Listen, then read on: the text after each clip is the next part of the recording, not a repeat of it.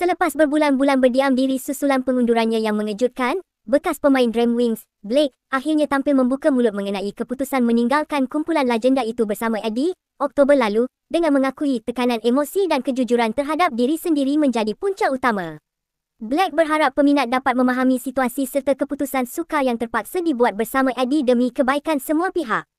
Mengulas lanjut, Blake menegaskan keputusan meninggalkan Wings bukan dibuat secara tergesa-gesa atau berniat menganiaya sesiapa, sebaliknya hasil perbincangan secara terbuka dan jujur antara mereka berdua. Menurut Blake, setiap perkara ada batasnya dan secara peribadi dia merasakan sudah tidak mampu meneruskan perjalanan bersama kumpulan itu.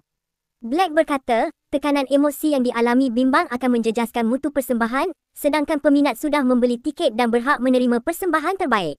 Sementara itu, Eddie mengakui keputusan tersebut dibuat secara bersama selepas meneliti pelbagai sudut demi kebaikan semua pihak yang terbabit.